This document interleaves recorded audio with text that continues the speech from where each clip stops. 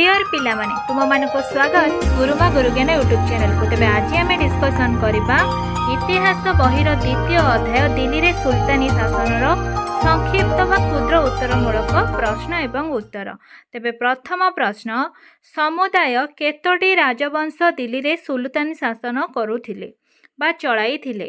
समुदाय केतोटी राजवंश दिल्ली रे सुल्तानी शासन चलाई थिले? तेबे एहार सठिक उत्तर हेउछि पांचटी। कौन कौन?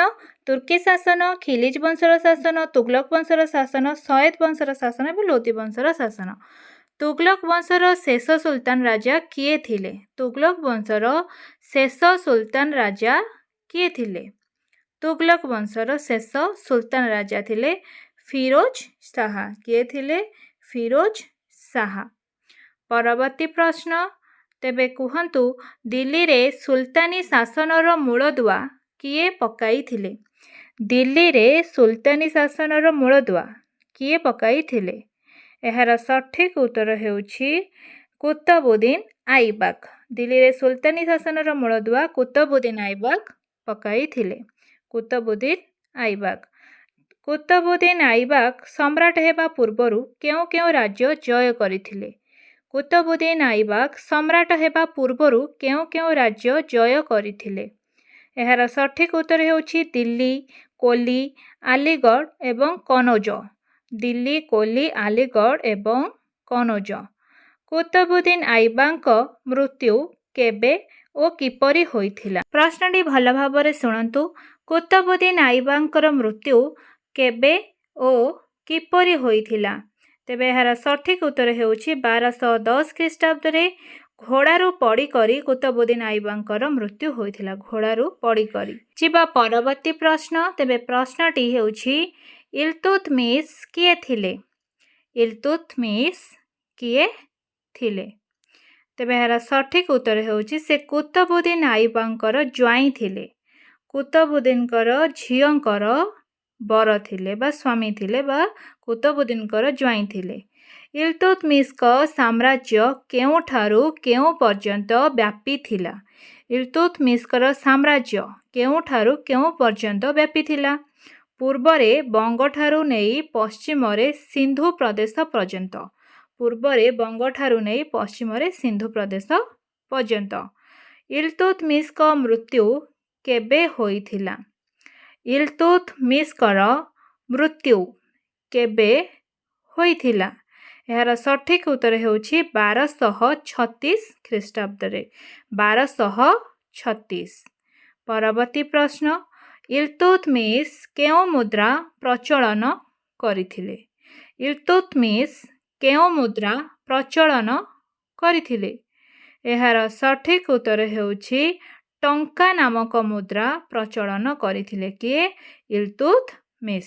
इल्तुतमिश टंका नामक मुद्रा प्रचलन करिथिले। परवर्ती प्रश्न, गियासुद्दीन बलबन की नीति अवलंबन करी तांको साम्राज्य को सुदृढ़ करिथिले? गियासुद्दीन बलबन केउ नीति अवलंबन करी तांको राज्य एवं साम्राज्य को सुदृढ़ करिथिले? तेबे गियासुद्दीन बलबन रक्त और लुहा नीति प्रचलन करिथिले, जाहाको कठोर नीति बोली कुहा जाउथिला। परवर्ती प्रश्न, दास वंश परे केउ वंशर सुल्तान माने दिल्ली शासन करिथिले? दास वंश परे केउ वंशर सुल्तान माने दिल्ली शासन करिथिले?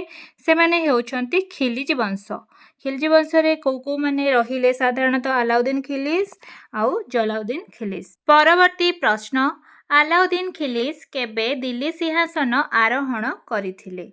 अलाउद्दीन खिलिज केबे दिल्ली सिंहासन आरोहण करिथिले? तेबे एहार सठिक उत्तर हेउछि 1296 ख्रीष्टाब्द रे। 1296 ख्रीष्टाब्द। जेबा हमर परवर्ती प्रश्न, अलाउद्दीन खिलिज को केउ आख्या दिया जाइथिला?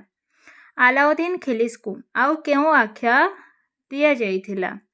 तेबे तांको आहुरी मध्य द्वितीय अलेक्जेंडर भाबरे जना जाउथिला बा तांको आख्या दिया जाइथिला द्वितीय अलेक्जेंडर भाबरे।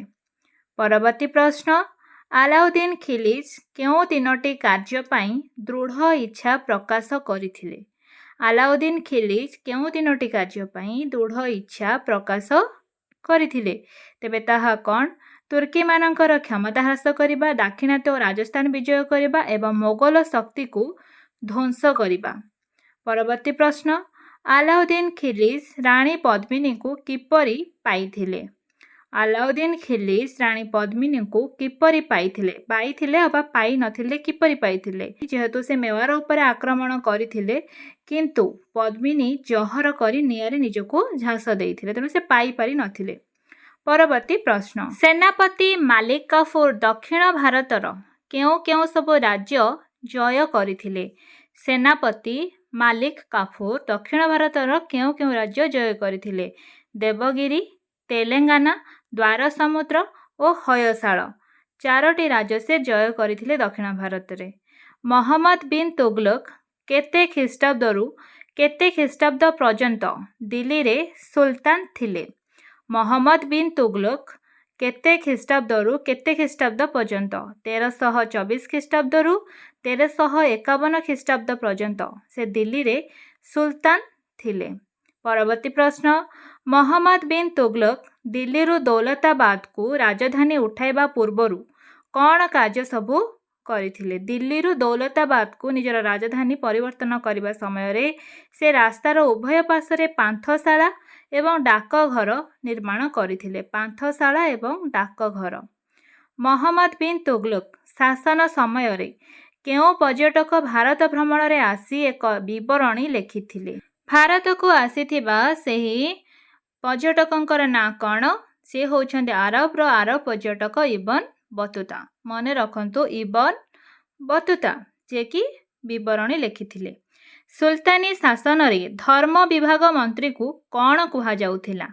ସୁଲତାନୀ ଶାସନରେ ଧର୍ମ ବିଭାଗ ମନ୍ତ୍ରୀଙ୍କୁ କ'ଣ କୁହାଯାଉଥିଲା? ତେବେ ସୁଲତାନୀ ଶାସନରେ ଧର୍ମ ବିଭାଗ ମନ୍ତ୍ରୀଙ୍କୁ ସଦର ଉସ୍ ସଦର ବୋଲି କୁହାଯାଉଥିଲା। ସଦର ଉସ୍ ସଦର। ପରବର୍ତ୍ତୀ ପ୍ରଶ୍ନ, ଜିଜିଆ କର କାହା ଉପରେ ବସାଯାଇଥିଲା? ଜିଜିଆ କର କାହା ଉପରେ ବସାଯାଇଥିଲା? ଏହାର ସଠିକ ଉତ୍ତର ହେଉଛି ଅଣ ମୁସଲିମମାନଙ୍କ ଉପରେ। କାହା ଉପରେ? ଅଣ ମୁସଲିମମାନଙ୍କ ଉପରେ ଜିଜିଆ କର ବସାଯାଇଥିଲା। ସୁଲତାନୀ ଶାସନରେ ଆୟବ୍ୟୟ କିଏ ଯାଞ୍ଚ କରୁଥିଲେ? ସୁଲତାନୀ ଶାସନରେ ଆୟବ୍ୟୟ କିଏ ଯାଞ୍ଚ କରୁଥିଲେ? ତେବେ ଏହାର ସଠିକ ଉତ୍ତର ହେଉଛି ଦିୱାନ ଇ ୱାଜିରତ। ଦିୱାନ ଇ ୱାଜିରତ ତାଙ୍କର କିଏ ଯାଞ୍ଚ କରୁଥିଲେ? ଦିୱାନ ଇ ୱାଜିରତ। ସୁଲତାନୀ ଶାସନରେ କେଉଁ ନୂତନ କଳା ସ୍ଥାପିତ ହୋଇଥିଲା? ସୁଲତାନୀ ଶାସନ ସମୟରେ କେଉଁ ନୂତନ କଳାର ସ୍ଥାପନ କରାଯାଇଥିଲା? ତେବେ ଏହାର ସଠିକ ଉତ୍ତର ହେଉଛି ଇଣ୍ଡୋ ଇସଲାମୀୟ ନାମକ ନୂତନ କଳା। କ'ଣ? ଇଣ୍ଡୋ ଇସଲାମୀୟ ନାମକ ନୂତନ କଳା। ପରବର୍ତ୍ତୀ ପ୍ରଶ୍ନ, କୁତବୁଦ୍ଦିନ ଦିଲ୍ଲୀଠାରେ କେଉଁ 2ଟି ମସଜିଦ ନିର୍ମାଣ କରିଥିଲେ? କୁତବୁଦ୍ଦିନ ଦିଲ୍ଲୀଠାରେ କେଉଁ 2ଟି ମସଜିଦ ନିର୍ମାଣ କରିଥିଲେ? ଏହାର ସଠିକ ଉତ୍ତର ହେଉଛି କ୍ୱାତ ଉଲ ଇସଲାମ ଓ ଢାଇ ଦିନ କା ଝୋପଡ଼ା। କ୍ୱାତ ଉଲ ଇସଲାମ, ଢାଇ ଦିନ କା ଝୋପଡ଼ା। ଅହମ୍ମଦାବାଦ ସହର କିଏ ନିର୍ମାଣ କରିଥିଲେ? ଅହମ୍ମଦାବାଦ ସହର କିଏ ନିର୍ମାଣ କରିଥିଲେ? ଏହାର ସଠିକ ଉତ୍ତର ହେଉଛି ଅହମ୍ମଦ ଶାହ। ତାଙ୍କରି ନାମ ଅନୁସାରେ ଅହମ୍ମଦାବାଦ ସହର ନିର୍ମାଣ କରାଯାଇଥିଲା। ଅହମ୍ମଦ ଶାହ। ଅହମ୍ମଦ ତୁଗଲକଙ୍କ ସମୟରେ କିପରି ଧାର୍ମିକ କର ମୁସଲମାନମାନଙ୍କ ଠାରୁ ଆଦାୟ କରାଯାଉଥିଲା? ଅହମ୍ମଦ ତୁଗଲକଙ୍କ ସମୟରେ କିପରି ଧାର୍ମିକ କର ସବୁ ମୁସଲିମମାନଙ୍କ ଠାରୁ ଆଦାୟ କରାଯାଉଥିଲା? କିପରି? ଜାକତ ଭାବରେ। କିପରି? ଜାକତ ଭାବରେ।